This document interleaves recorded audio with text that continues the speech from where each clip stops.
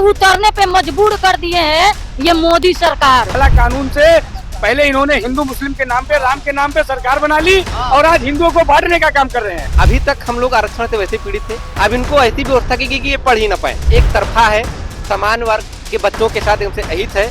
10 साल के लिए जेल होगी, इससे बढ़िया तो कोई यूथ चाहेगा कि किसी को मर्डर कर दे। SC/ST एक्ट हटाओ, जब जाके समानता मिलेगी। आप कानून के बल से समानता ला सकते हैं या प्रेम के बल से ला सकते हैं। UGC इक्विटी एक्ट, इसका नाम तो इक्विटी जरूर रख दिया है सरकार ने। मैं ये पूछना चाहता हूँ आप चैनल के माध्यम से, जिस कमेटी के अंदर सारे समाज इकट्ठा ही नहीं होंगे, आप इक्विटी का नाम कैसे दे सकते हैं? मारने के लिए कानून लाए हैं मोदी जी। हम लोग खानदानी बीजेपी हैं, अब हम लोग खानदानी इसका विरोध करेंगे। इस काले कानून को वापिस लो, और नहीं लेंगे तो ये सवर्ण समाज का जो आक्रोश है ना, उसका सामना नहीं कर पाएंगे।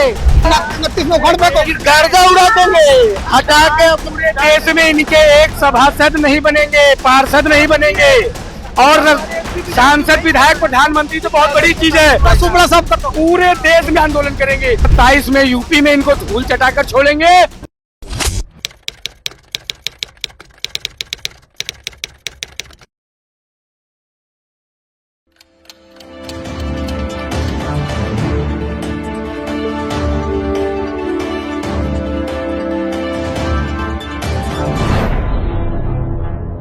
देश में यूजीसी के नए बिल को लेकर जिस तरीके से 15 जनवरी को यूजीसी का जो इक्विटी रेगुलेशन लागू हुआ, उसको लेकर देश भर के सवर्ण समाज के अंदर एक कहीं ना कहीं आक्रोश है, और वो तमाम जो लोग हैं वो अब देश की राजधानी दिल्ली के आईटीओ पर धरना प्रदर्शन कर रहे हैं। दरअसल इन लोगों का क्या कुछ कहना है वो इन्हीं लोगों से जानेंगे और समझेंगे कि किस तरीके से जो यूजीसी का इक्विटी रेगुलेशन को लेकर ये लोग क्या कुछ कहते हैं। सबसे पहले मैडम, आप यहाँ किस लिए खड़े हैं, क्या कुछ आपकी मांगे हैं, क्या कुछ सरकार से कहना चाहते हैं, ये समझाइए, फिर उसके आगे बात करें। सरकार से हम ये कहना चाह रहे हैं, ये यूजीसी एक्ट जो लाए हैं काले कानून, जो सवर्णों के हित में बिल्कुल नहीं है, उनका भविष्य खतरे में है। हम ये चाह रहे हैं कि हमारी सरकार से यही मांग है कि इस काले कानून को वापिस ले। अगर उन्होंने वापिस नहीं लिया तो हमारा ये प्रदर्शन चलता रहेगा, साल 6 महीना जो भी बीत जाए, हमें चाहे जितना समय देना पड़े हम देंगे। जैसे किसानों ने किया था वैसे हमारा आंदोलन चलता रहेगा। SC/ST जो एक था वो कम था, जो यूजीसी लाने की आवश्यकता पड़ गई। अब तो ये चाह रहे हैं कि सवर्णों को बागी बनाना चाह रहे हैं एकदम, और कुछ नहीं। बढ़ेंगे नहीं, और जिस बच्चे पे केस हो जाएगा उसको पता भी नहीं चलेगा, जेल चला जाएगा, वो तो निकलेगा तो अपना क्रिमिनल ही होगा, उसका भविष्य खराब हो जाएगा तो क्रिमिनल ही होगा, जाहिर सी बात है। इसलिए सरकार से ये विनती है, नम्र निवेदन है कि इस काले कानून को वापिस लो, और नहीं लेंगे तो ये सवर्ण समाज का जो आक्रोश है ना, उसका सामना नहीं कर पाएंगे। और सरकार जो बनाना चाहता है ना, जानता है, वो सरकार गिराना भी जानता है। बिल्कुल बिल्कुल। क्या सर, पहले नाम बताइए, आप कहाँ से, दिल्ली के रहने वाले हैं या तमाम अलग अलग राज्यों से आए हैं? भैया मैं रूपेंद्र कुमार। आज ये शायद मेरे ख्याल से इतिहास का ये पहला ऐसा समय होगा जो सारे सवर्ण मिल गए सड़क पे उतरने पे मजबूर कर दिए हैं ये मोदी सरकार। जी बताइए आप। मेरा नाम भैया रूपेंद्र कुमार श्रीवास्तव है। मैं सवर्ण आर्मी मेरा संगठन है, उसका मैं जिलाध्यक्ष हूँ श्रावस्ती से। ये एकदम से नेपाल बॉर्डर से सटा हुआ डिस्ट्रिक्ट है उत्तर प्रदेश में। आज हम लोग यहाँ पे अपने ये अभी केंद्रीय सरकार द्वारा एक यूजीसी के माध्यम से एक एक्ट लाया गया, इक्विटी रेगुलेशन एक्ट 2026। इस एक्ट में एक तरफा है, समान वर्ग के बच्चों के साथ इनसे अहित है। अभी तक हम लोग आरक्षण से वैसे पीड़ित थे, किसी तरह बच्चा मेहनत करके कुछ हासिल कर लेता था। अब इनको ऐसी व्यवस्था की गई कि ये पढ़ ही ना पाए। ये ऐसी व्यवस्था की गई है कि इंटर के बाद ये पढ़ ही ना पाए, इनकी पढ़ाई ही खत्म कर दो। और इनको नक्सली बना दो, इनको माओवादी बना दो। भाई कुछ क्या करेगा, जिसका करियर खराब होगा वो कुछ भी करने को तो सर काट लेगा या कटवा लेगा। जब ये चुनाव का समय आया था तो मोदी जी नारा लेके आए थे, सबका साथ सबका विकास। एक रहोगे तो सेफ रहोगे, एक रहोगे तो नेक रहेंगे। लेकिन ये तो अभी भी यही कह रहे हैं ना कि ये जो कानून, ये जो इक्विटी रेगुलेशन लाया गया, ये तो जो जातिगत भेदभाव है उसको खत्म करने के लिए लाया गया, इससे सामान्यता आएगी। ये लोग तो तमाम ये कह रहे हैं, क्या कहेंगे इस बारे में? आप कानून के बल से समानता ला सकते हैं या प्रेम के बल से ला सकते हैं? कानून के बल से नहीं ला सकते समानता। कानून तो पहले भी है, हम सब कॉलेज में गए, मिलजुल के रहते, एक साथ खाते पीते। वो खेलने का उम्र है, उस उम्र में ऐसे ऐसे कानून लेके आ रहे हो जिसकी आवश्यकता नहीं है। हम उसमें लड़ते भी हैं और 10 मिनट में प्रेम भी होता है, फिर एक टेबल पे बैठ के खाते हैं और एक टेबल पे बैठ के पढ़ते हैं। तो इस कानून को हम लोग विरोध कर रहे हैं और मोदी से विनती है कि कानून वापस लेना, तो हम पूरा देश बंद करेंगे, भारत बंद का आह्वान करेंगे और इस कानून को वापस जब तक नहीं लेगी सरकार तब तक हम अपनी लड़ाई जारी रखेंगे और लड़ते रहेंगे। ये स्टूडेंट भी हैं कुछ हमारे साथ, ये आए हैं, ये भी कुछ कहेंगे। आज जब गार्जियन इस बात को लेकर चिंतित रहेंगे कि बच्चा वहाँ पढ़ रहा है, कहीं उलझन में तो नहीं फंस जा रहा है, क्या इस तरीके का? हम इसमें पढ़ाई पे फोकस करें या फिर हम ये फोकस करें किसी से गलत ना बोल दें या ये ना बोल दें, हंसी मजाक ना कर दे कि हम पे। आप बताइए 10 साल के लिए जेल होगी, इससे बढ़िया तो कोई यूथ चाहेगा कि किसी को मर्डर कर दे, 6 साल ही तो काटेगा वो। इससे बढ़िया 6 साल काट के आ जाएगा वो 10 साल जाने से तो बढ़िया। और लास्ट में 10 साल अगर उसने काट भी लिया और 9 साल में उसको वो निर्दोष साबित हो जाता है तो सामने वाले को कोई जेल नहीं है ना कुछ है, तो फंसेगा कौन? स्वर्ण समाज फंस रहा है सीधा सीधा। इसमें यही बात है, हमारी तरफ से ये है कि इस कानून को वापस लो और हम तो ये भी मांग करते हैं SC/ST एक्ट हटाओ, जब जाके समानता मिलेगी। कहा था आरक्षण खत्म कर देंगे, और आरक्षण जब चुनाव 2014 में हुए थे आरक्षण खत्म करने की बात हुई थी कि सामान्यता ले आएंगे। समानता हो तो रही है, अभी बोल तो रहे हैं कि भेदभाव खत्म हो जाएगा जातिगत UGC से, तो क्या दिक्कत है आप लोगों को? बताइए, कोई दिक्कत है? जातिगत व्यवस्था जो UGC के अंदर लागू कर दिया गया है, अभी तक समाज को बांटने का काम चल रहा था। हमारे बच्चे कम से कम पढ़ पा रहे थे, इस चीज को लेकर के हम लोग संतुष्ट थे और इस सरकार का सपोर्ट भी कर रहे थे कि हो सकता है आने वाले समय में जो आरक्षण को लेकर के अव्यवस्था फैल गई है उसके ऊपर सरकार हमारी सुने और उसका जो है एक समाधान निकाले। लेकिन अभी तक हम लोग सोच ही रहे थे और सरकार बीच में हमारे ऊपर जो है एक और नया एक्ट बना करके हमें दबाने की कोशिश कर रही है, UGC इक्विटी एक्ट। जिसका नाम तो इक्विटी जरूर रख दिया है सरकार ने। सरकार कह रही है कि समानता लेकर के आएंगे, लेकिन मैं ये पूछना चाहता हूं आपके माध्यम से, आपके चैनल के माध्यम से केंद्र सरकार से कि भैया आप ये बताइए, जिस कमेटी के अंदर सारे समाज इकट्ठा ही नहीं होंगे, आप उसको इक्विटी समाज का इक्विटी का नाम कैसे दे सकते हैं? और दूसरा, आप कैसे समानता लेकर के आ जाइएगा जब आपने वहां पे सवर्णों का कोई प्रतिनिधित्व ही नहीं रखा है? एक बात। दूसरी बात, अब आप मुझे एक चीज और मैं पूछना चाहता हूँ, क्या उत्पीड़न को लेकर के, क्या आपसी जो है कलह को लेकर के निपटारा करने के लिए यूनिवर्सिटीज में या कॉलेजेस के अंदर अभी तक कमेटियां नहीं बनी हुई थी? अभी तक भी बनी हुई थी। तो इस एक्ट को लाने का क्या इसको लाने की जरूरत क्या थी? मैं ये जानना चाहता हूँ कि इसको लाने की क्या जरूरत थी और ये किस पॉलिटिकल एजेंडा के तहत लेके आया गया है? क्योंकि जो सवर्ण समाज है आज तक जो केंद्र में ठगा हुआ महसूस कर रहा है। ठगा हुआ नहीं भैया, लूटा हुआ। ये मारने के लिए कानून लाए हैं मोदी जी। हम लोग कई वर्ष नहीं, हम लोग कहते हैं गांव में खानदानी बीजेपी, तो हम लोग खानदानी बीजेपी हैं। अब हम लोग खानदानी इसका विरोध करेंगे।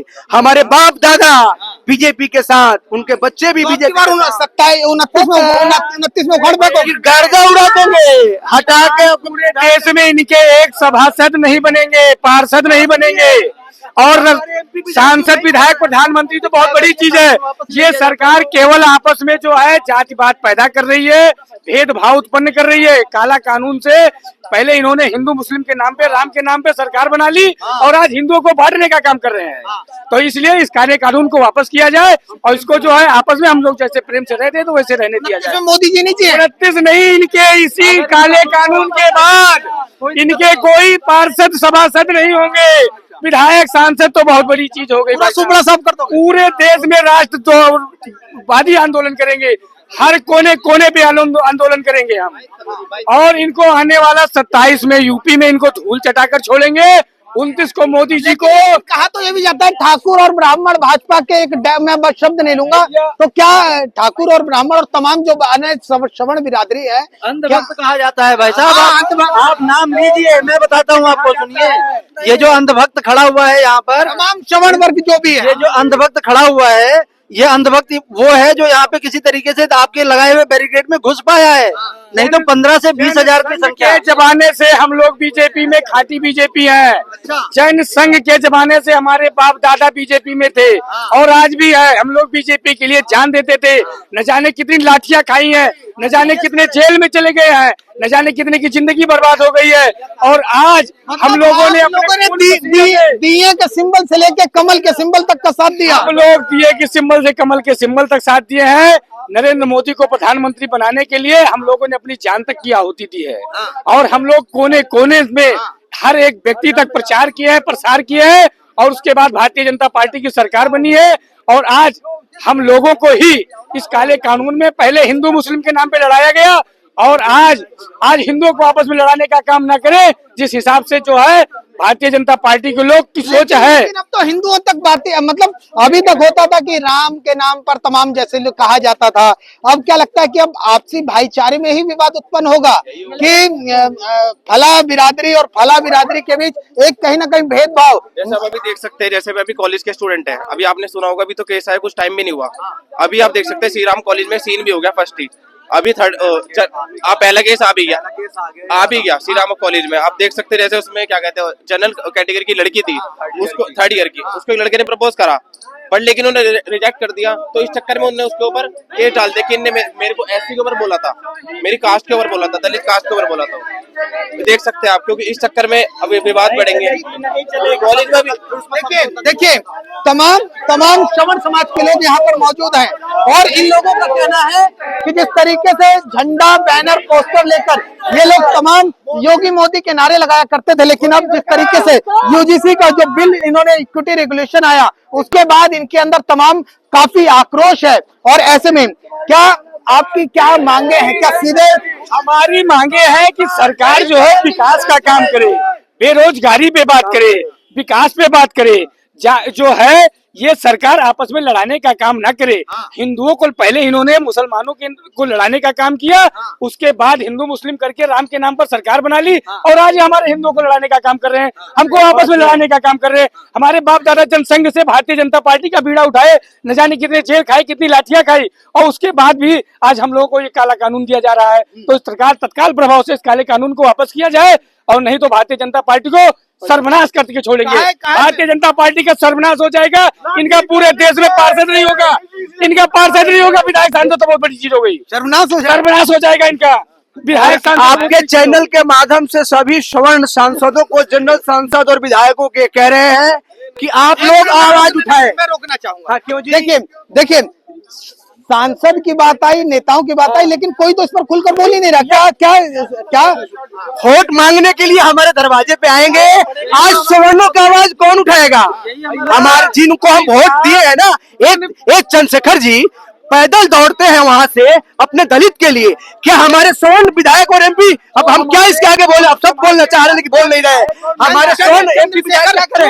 समाज के चाटुकार विधायक और सांसद है, चाटुकार विधायक सांसद है, आने वाले चुनाव में हम उनको अपने दरवाजे से लाठी से मार के भगाने का काम करेंगे, हम उनको कुत्ते की तरह भगाने। चंद्रशेखर रावण तो कह रहे थे कि ये बिल वापस नहीं होना चाहिए, नहीं दलित समाज मैदान में खड़ा हो जाएगा। चंद्रशेखर रावण तो कह रहे बिल बहुत सही है।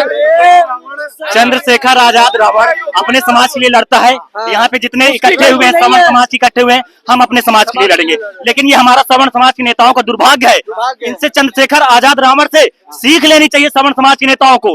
मैं सवर्ण समाज के सभी नेताओं का आह्वान करना चाहता हूँ, जो विधायक है, सांसद है, मंत्री हैं, यहाँ तक ब्रजेश पाठक जी भी और जितने भी सांसद मुख्यमंत्री हैं, कहीं न कहीं इस बिल का विरोध करना चाहिए, क्योंकि निजी स्वार्थ से यदि ऊपर नहीं उठ पाए, सत्ता की चाटुकारिता, सत्ता के तलवे चाटने के लिए, अपने पद को बचाए रखने के लिए यदि आज सवर्ण समाज के साथ नहीं आ रहे हैं, जो बिल सवर्ण समाज की पूरी तरह से खिलाफ है, तो कहीं ना कहीं हम अपने अस्तित्व अपने वजूद के लिए हम अपनी जान भी दे देंगे। लेकिन इस बिल को आपके चैनल के माध्यम से बोल रहा हूँ, आपके चैनल के माध्यम से इतने सारे मीडिया के सामने बोल रहा हूँ, यह बिल वापस होगा, क्योंकि ब्राह्मणों के खिलाफ, सवर्णों के खिलाफ ये हम अत्याचार नहीं होने देंगे। हम आरक्षण का दंश झेल चुके हैं, झेल रहे हैं, हम ST एक्ट का दंश झेल चुके हैं। अग्निहोत्री को बारे में आप जानते होंगे, अलंकार अग्निहोत्री के बारे में जानते हैं। उन्होंने एक बयान दिया है कि कल रात को कोई एक फोन आया डीएम के फोन पर, और एक फोन पर कहा जा रहा है साले पंडित को, कुछ इस तरीके का वो ऐसा आरोप लगा रहे हैं। मैं कुछ नहीं कहना चाहता, क्या कहेंगे? इस तरीके से उन्होंने इस्तीफा भी दे दिया अपने पद से, क्या कहेंगे? तो उस पर सरकार को कार्रवाई नहीं करनी चाहिए। सिर्फ जो कानून है सवर्णों के लिए है, और SC/ST के लिए मतलब नहीं है कि अगर SC/ST कुछ बोल रहा है तो सवर्णों को तो उस पे SC नीचे मतलब कास्ट के लोगों पे एक्शन नहीं लेना चाहिए। ये जो वो था नारा 15 दिन में रिपोर्ट, 15 दिन में एकदम से जांच कर देनी है, और 24 घंटे में जांच शुरू हो जानी है, 15 दिन में इसकी रिपोर्ट पूरी तैयार कर देनी है।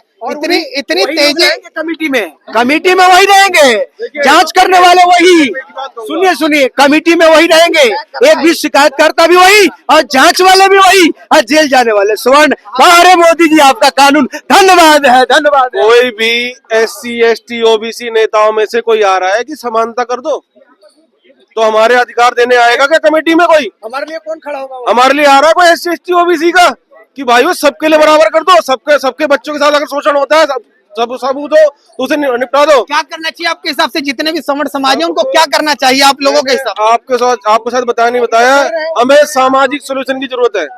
ये राजनीतिक सोल्यूशन है आरक्षण, SC ST एक्ट और UGC एक्ट। हमें सामाजिक, हमें सती प्रथा जैसे खत्म करी हमने, दहेज प्रथा जैसे हम खत्म कर रहे हैं धीरे धीरे, और जैसे हमने ये क्या कहते हैं अपना पर्दा प्रथा खत्म करी, इसे हमें सामाजिक हमें जिम्मेदारी दी जाए। सवर्णों को, SC ST और भाइयों को, OBC वाले भाइयों को हम एकता करके दिखाएंगे। साथ रहेंगे। हाँ, हर यूनिवर्सिटी के अंदर कहा गया है एक इक्विटी रेगुलेशन कमेटी रहेगी, एक इक्विटी बॉन्ड रहेगा जो ये देखेगा कहीं भेदभाव तो नहीं हो रहा लोगों के साथ।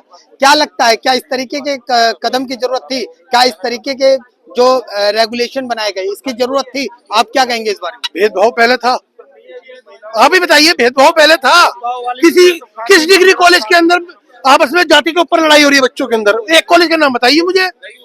मैं मेरठ से आया हूँ, मेरा नाम हितेश गुप्ता है, मैं डॉक्टर अंबेडकर इंटर कॉलेज का पढ़ा हुआ हूँ। मेरे साथ दलित समाज के बहुत बच्चे पढ़े हैं, मेरे साथ दलित समाज के वो बच्चे मेरठ कॉलेज के अंदर मेरे साथ 3 साल की ग्रेजुएशन, 2 साल की पोस्ट ग्रेजुएशन करी है। हमारा आज तक झगड़ा नहीं हुआ। आज भी हम एक दूसरे की शादियों में जाते हैं, एक दूसरे के साथ बर्थडे मनाते हैं, हमारा तो कोई झगड़ा नहीं हुआ। लेकिन आने वाली पीढ़ियां, मेरे छोटे बहन भाई, मेरे बच्चे कैसे पढ़ेंगे इस एक्ट के आने बाद? कैसे पढ़ेंगे? कैसे वो अपने साथ इन बच्चों को जो है दलित समाज के बच्चों को, OBC समाज के बच्चों को अपने साथ बैठाएंगे कि तुम मेरे साथी हो, तुम मेरे सहयोगी सहपाठी हो?